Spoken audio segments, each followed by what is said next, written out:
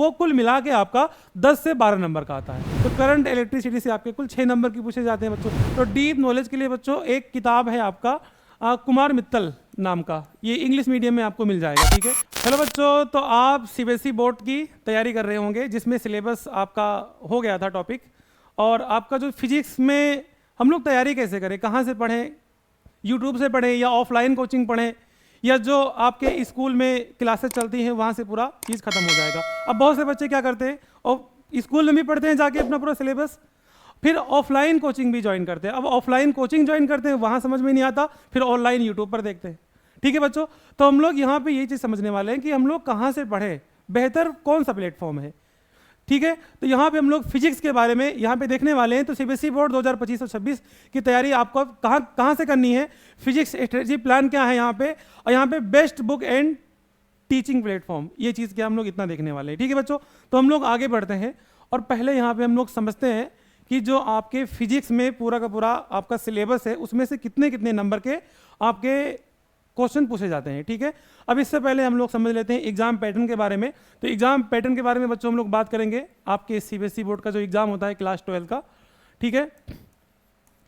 तो exam pattern आपका क्या है, जैसे आपका क्लास 10 का जो बोर्ड एग्जाम था आप लोग का 2 बार होता है ना, मतलब साल में 2 बार एग्जाम होता है, लेकिन आपका क्लास 12 का एक ही बार होता है एग्जाम।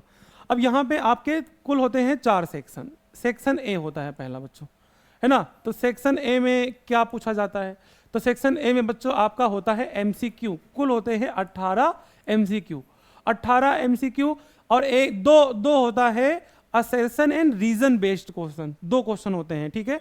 तो ये सब आपके क्या चीज़ है, ये सब आपके ना मॉडल पेपर में जब सोल्व कराए जाएंगे, पीवाईक्यू भी सोल्व कराए जाएंगे, तो वहाँ पे आपको बताया जाएगा। अगला आपका जो बच्चा होता है वो है आपका अगला सेक्शन बी। सेक्शन बी आपका होता है शॉर्ट टाइप क्वेश्चन, और ऐसे ही आपका अगला जो होता है वो सेक्शन सी होता है, और सेक्शन सी भी आपका शॉर्ट और लॉन्ग मिला के मतलब होता है। फिर आपका सेक्शन डी होता है जिसमें लॉन्ग आंसर टाइप क्वेश्चन आते हैं। तो मेन आपका यही था 18 MCQ, 2 assertion and reason type question, और बाकी आपके जो सिलेबस के क्वेश्चन होते हैं जैसे न्यूमेरिकल क्वेश्चन हो गए, थ्योरी बेस्ड क्वेश्चन हो गए, तो शॉर्ट में लॉन्ग में बनते हैं, ठीक है। ये आपका शॉर्ट में था एग्जाम पैटर्न, बाकी आप तो जानते होंगे अच्छे तरीके से। तो बच्चों यहाँ पे हम लोग समझने वाले हैं कि जो आपका फिजिक्स में पूरा का पूरा सिलेबस है, चैप्टर वाइज कुल कितने नंबर के किस तरह से पूछे जाते हैं। तो आपका बच्चों यहाँ पे इलेक्ट्रोस्टैटिक्स की बात करेंगे, यानी चैप्टर 1 एंड 2 की।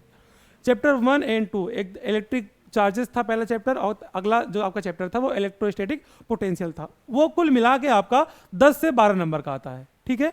इलेक्ट्रिक चार्जेस और आपका इलेक्ट्रोस्टैटिक पोटेंशियल 2 चैप्टर है आपका, दोनों चैप्टर मिला के 10 से 12 नंबर के आते हैं। अगला आपका है इलेक्ट्रिसिटी, ठीक है। यहाँ पे आपका ये आता है कुल 6 नंबर का, है ना।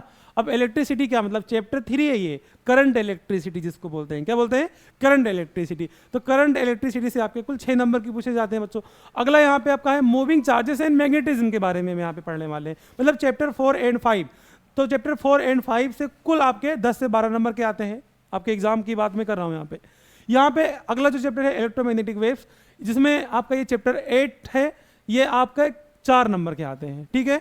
ये आपके 4 नंबर के आते हैं। आगे यहाँ पे हम लोग नेक्स्ट बढ़ते हैं, ऑप्टिक्स की बात करते हैं। तो ऑप्टिक्स में आपका 18 से 20 नंबर का आता है। देख लो सबसे ज़्यादा वेटेज आपका ऑप्टिक्स में ही है, सबसे ज़्यादा नंबर पूछा जाने वाला जो क्वेश्चन है वो 18 से 20 मार्क का रे ऑप्टिक्स से पूछा जाता है। अगला बच्चों जो आपका है dual nature of radiation and matter, वो आपके आते हैं 4 मार्क, 4 नंबर के डुअल नेचर एंड रेडिएशन जो चैप्टर आपका है। अगला जो आपका एटम एंड न्यूक्लियाई दोनों मिला के जो आपके चैप्टर है, इसमें आपके 4 नंबर की पूछे जाते हैं, ठीक है।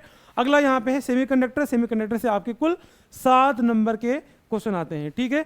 लेकिन अब यहाँ पे आप देखो क्या है कि बूंद बूंद से घड़ा भरता है ना, तो ऐसे ही 4-4 नंबर, 7 नंबर, 5-5 नंबर, 6-6 नंबर करके हम लोग को पूरा 70 नंबर कवर करना है। तो हम लोग को इस सिलेबस को पूरे को अच्छे तरीके से पढ़ना है, तब हम लोग इस चीज़ को कर पाएंगे, क्योंकि बहुत से ऐसे क्वेश्चन होते हैं जो थ्योरी बेस होते हैं। तो आप उसके अंदर की चीज़ें जब तक नहीं पढ़े होंगे तब तक आपको बाहर की चीज़ें समझ में नहीं आएगा। तो हम लोग इस चीज़ को अच्छे से पढ़ेंगे, ठीक है बच्चों। आगे यहाँ पे बढ़ते हैं। नेक्स्ट यहाँ पे क्या है आपका प्रैक्टिकल एग्जाम। इसे कुल आपका 70 नंबर का होता है, 30 नंबर प्रैक्टिकल एग्जाम होता है। अगर आपके स्कूल में प्रैक्टिकल होता है तो अच्छी बात है, नहीं होता है तो बाकी आपका फ्री में तो मिल ही जाता है 30 नंबर, यानी प्रैक्टिकल जो फीस लगता है ना। तो यहाँ पे बहुत से स्कूल में प्रैक्टिकल एग्जाम करवाते हैं, जिसमें से एक्सपेरिमेंट 5 नंबर का, प्रैक्टिकल रिकॉर्ड आपका 5 नंबर का होता है, और यहाँ पे मतलब कि और भी कोई एक्स्ट्रा एक्टिविटी 3 नंबर का। बाकी अगर आपके स्कूल में प्रैक्टिकल कराया जाएगा तो वहाँ बताया जाएगा। और यहाँ पे अगला है, यहाँ पे प्रोजेक्ट 3 नंबर का यहाँ पे, और यहाँ वाइबा एंड एक्सपेरिमेंट 5 नंबर का। अब यहाँ पे कुछ टॉपिक छूट गए हैं ये प्रैक्टिकल के, जो आपके कुल मिला के 30 नंबर के होते हैं, लेकिन इसमें जो मेन आपका है ना, मेन आपका बस इतना आप याद रखना कि इसमें आपको प्रैक्टिकल फाइल बनाना होगा, ठीक है। प्रैक्टिकल फाइल हो गया आपका, प्रैक्टिकल फाइल, और ये आपका वाइबा, बस ये मेन चीज़। और एक आपको बनाना होता है चार्ट पेपर। अब तुम लोग बोल रहे हो कि सर चार्ट पेपर क्या होता है, तो चार्ट पेपर के ऊपर आप लोग ट्रांसफार्मर बना सकते हैं, या जो रदरफोर्ड का अल्फा पार्टिकल एक्सपेरिमेंट है उसका फिगर बना सकते हैं, या फिजिक्स में और भी बहुत सारे ऐसे एक्सपेरिमेंट है जिसका फिगर आप लोग चार्ट पेपर पर बना सकते हैं। ये तीनों अगर आपके कंप्लीट हैं तो आपको 30 नंबर ऐसे ही मिल जाएगा, ठीक है। तो इस तरह से आपके कुछ स्ट्रेटजी प्लान होने वाले हैं फिजिक्स के अंदर। अगर यहाँ पे बच्चों हम लोग बुक की बात करें तो किताब आप यूज कर सकते हैं सबसे पहले तो एनसीईआरटी, ठीक है। एनसीईआरटी आपके लिए बेस्ट है, एनसीईआरटी ही आपको यूज करना है। फिजिक्स में आपका जो एनसीईआरटी है बच्चों, ये आपका 2 पार्ट में होता है, पार्ट 1, ठीक है। पार्ट 1 में आपका पूरा का पूरा इलेक्ट्रिसिटी आता है ना। इलेक्ट्रिसिटी मतलब आपका चैप्टर 1 से लेके बच्चों, चैप्टर 1 से लेके आपका चैप्टर 8 तक के जो आपके पूरे के पूरे चैप्टर हैं वो पार्ट 1 में आते हैं। किस में आते हैं? वो पार्ट 1 में आते हैं। और पार्ट 2 की अगर हम लोग बात करेंगे यहाँ पे, तो पार्ट 2 में आपका बच्चों आता है चैप्टर 9 से लेकर आपका चैप्टर 13 तक। चैप्टर 13 या शायद 14 है, जो भी आपका होगा।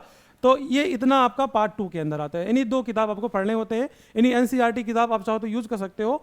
और अगर आपको और भी अच्छे से पढ़ना है, इन्हीं आपको डीप नॉलेज चाहिए, तो डीप नॉलेज के लिए बच्चों एक किताब है आपका कुमार मित्तल नाम का, ये इंग्लिश मीडियम में आपको मिल जाएगा, ठीक है। तो ये आपका जो बच्चों कुमार मित्तल का नाम का किताब है, इस चीज़ को आप चाहो तो पढ़ सकते हो। ये भी आपका पार्ट 1 और पार्ट 2 में आता है, या बहुत सारा किताब आपका कंबाइन भी होता है, तो आप इस किताब को लाके पढ़ सकते हैं। इसमें भी लैंग्वेज थोड़ा सिंपल लिखा होता है। और बाकी अगर आपको बुक से भी नहीं पढ़ना है, एनसीईआरटी से भी नहीं पढ़ना है, तो जो आपको लेक्चर प्रोवाइड कराया जाएगा आपको बस इतना ही पढ़ना है। इन्हें जितने भी आपके यूट्यूब के लेक्चर होंगे, इन्हें जितने हम लोग पढ़ने वाले हैं अपने इस सेशन में, बस हम लोग को बच्चों सिर्फ इतना ही देखना है, इसके आगे कुछ भी नहीं देखना है। बाकी आपके लिए बोर्ड एग्जाम के लिए यूट्यूब का लेक्चर ही काफ़ी है। और हम लोग इसमें अच्छे अच्छे क्वेश्चन को सॉल्व करेंगे, PYQ सॉल्व करेंगे, मॉडल पेपर भी सॉल्व करेंगे, और इस तरह से हम लोग आपकी फिजिक्स में तैयारी कराएंगे और आपका बेहतर नंबर आएगा बोर्ड एग्जाम में, ठीक है। तो बच्चों ये था आपके सामने स्ट्रेटजी प्लान, और इस तरह से आपको पढ़ना है। टाइम आपको बिल्कुल भी वेस्ट नहीं करना है, पढ़ाई आपको स्टार्ट कर देना चाहिए अब, क्योंकि हम लोग के पास टाइम आगे बचता नहीं है। Thank you so much.